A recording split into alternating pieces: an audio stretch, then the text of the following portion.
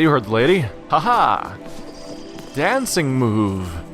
Oh yeah, the dress is definitely changing color because now it's blue and green. Like a much more bright blue too.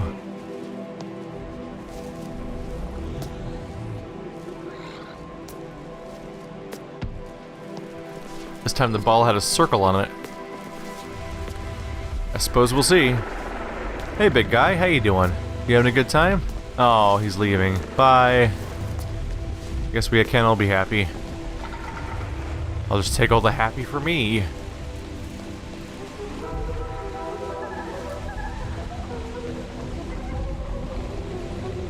I think at some point I'd get a little nervous about the about the laughing blue stuff.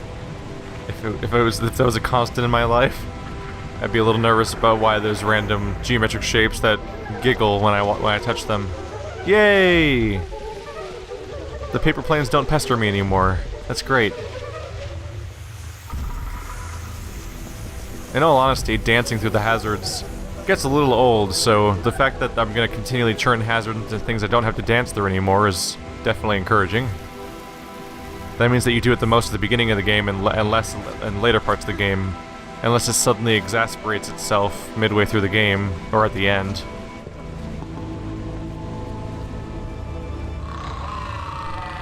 You can't stop me! I'll jump! Haha!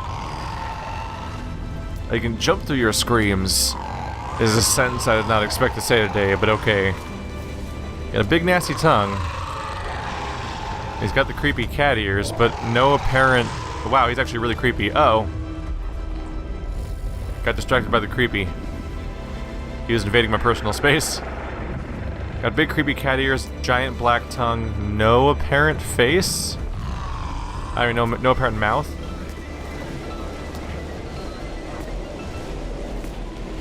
Floor's lighting up as I go through it. Gotta dance these problems away, though. I'd like to run around on the floor and have it change colors for me, but right now I need to get out of the trap. Trying to evade the obstacles. There we go. Oh. Ladder it is. Unless there was a button back there. Not one I see. Maybe they hid it somewhere else. Oh, look at that! I can use the jump to go sliding up the ladder. That's kind of a dance move, but it seems awfully impressive in an impossible sort of way, so congrats on that. Oh, he's gonna try to startle me, isn't he? Let's just dance for it. I think he was gonna roar and I was gonna fall back off the ledge and have to pick a different path. Unless I have to pick a different path regardless. Let's see. They see me jumping. Up we go. Look at this freaky thing, it moves around me. It doesn't move and you don't collect it, I don't think. Wow, that's really trippy. I jumped over it and it still warped around me. Oh, we're in the danger red again. Bad touch with the red, come on. So that's definitely what's being represented by the freaky red triangle one that I haven't picked yet. Where it's a bunch of red triangles going into a square. That probably is fire. Sure feels like it. Where do you go?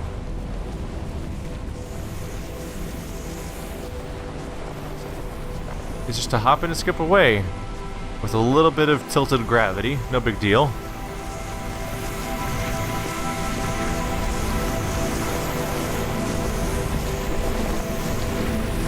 Oh. The funny thing is, one thing that's actually kind of selling me on the idea that this game is non-linear, what helped me click on the fact that I was selecting levels with that book, is that I've actually got my friend Wanderbot's stream open on a tab. Like, I'm playing on PS4, but way off in the corner of the room, there's a stream playing of his playthrough. And I'm not watching it actively, but I'll just glance over there for a brief second and be like, well, that's a completely different level, and we start at the same time. Because the game had a specific launch time. And so I'm like, well, if he's playing a different level, this must be a level select screen, this book. So I picked up on that right away in the first level when I saw that. Is a pretty strong clue. Things are getting more and more tumultuous in the background, aren't they? I think as I continue, even though the environment's becoming more friendly to the player themselves, the storm seems to get more and more rocky. I think it used to feature a more uniform setup of blocks, of sizes. It seemed to be the exception earlier on when a large block would be amongst all the little ones, but now there's tons of large blocks mixed in there. So the whole thing looks chaotic down there. I did it. I almost died. Haha. I'm surprised that I'm not falling more than I am. They're fighting it.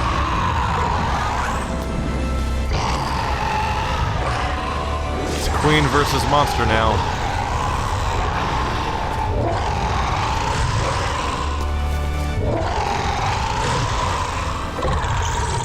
You can't defeat my jump? No roaring can. Aha! They do not respect my power, but they will learn to fear it.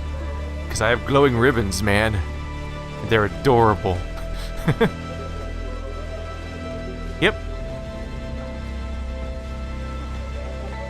It's actually really satisfying to run in this game if you don't mess up midway through and fall off a cliff. Because the gravity shifts and the color changes and all these perspectives make it really fun to just kind of rush a little bit. Just to make the perspective changes and everything happen faster. Oh, that looks kind of final. That big... It's like a tower. A coliseum almost.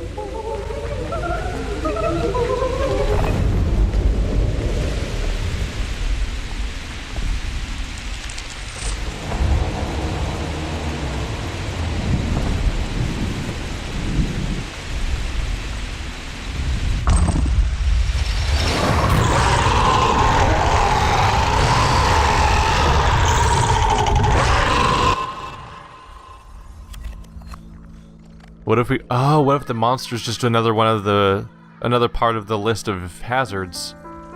Oh no, someone moving out? That's a suitcase. But what if the monster's just another hazard, just like the grass and the beads? That's a whole car in here. He's trying to fix the car. What are they shouting about?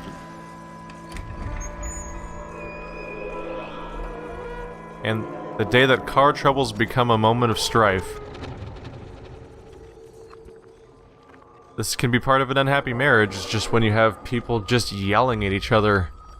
Oftentimes it feels like they're arguing about things that don't even matter, but it'll just keep escalating, and there's not often a fix for it.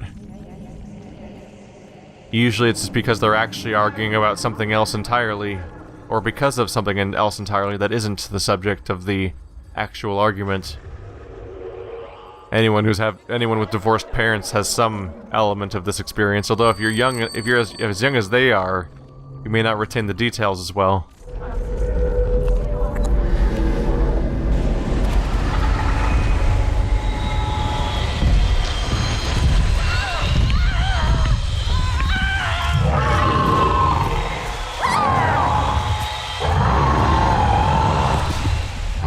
Nope. You can't roar me. Look at me, I'm beautiful. Succumb. Is he gonna succumb? Is this actually the monster? Oh, the shouting monster represents parents arguing.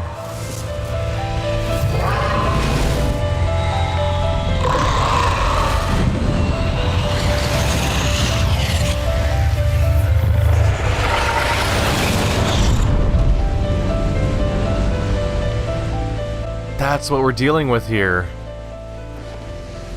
So first we had the broken necklace, which is just a striking visual that can mess with you as a child when you're watching your parents fight. Then you have the part where your mom goes off on you for playing a certain way, and suddenly you associate that one type of playing with something you're not allowed to do and something that's bad, and you kind of repress the concept surrounding it. when really it's just harmless paper airplanes and it shouldn't be a big deal. And honestly, if they asked their mom nowadays, their mom probably wouldn't even care about the concept of playing with paper airplanes, but at the time she was going through a lot, and she just would sort of snap about all sorts of things, just trying to go for any sense of control. When my parents were getting divorced, my mom freaked out at the concept that I was going to go to a LAN party after 9 o'clock. As if that was some impossibility. Because when they're in that kind of state, they kind of get unreasonable, to be honest. Parents just kind of can lose it a bit, because they don't have time to think about it, so they just want to have control over their kids and just let it happen, and just not really be reasonable necessarily. And it's not intentional. But they're going through other stuff.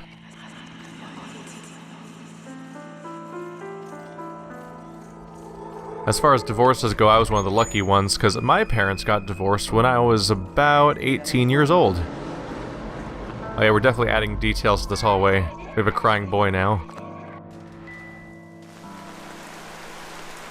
But yeah, when your parents get divorced when you're 18, it's a lot easier to actually be fully aware of everything going on around you and learn from it and contextualize their behavior. And then you can have full conversations years later when everyone's a little bit more over it, but you have strong enough memories of it that you can actually talk about it. Because when you're the age of these kids, as they seem to be, then you don't have a lot to go on.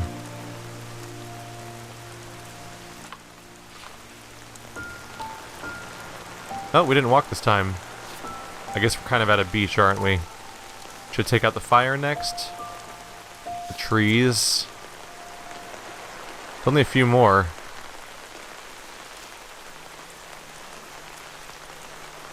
I'm kind of curious about the first one, to be honest. Oh, I can't click this one. This is probably the final boss. So just 2 more to pick from here. I'm a little tired of the weird tentacle monster, so let's go for that next. I think that's what we're looking at here. The stuff I was calling tinsel.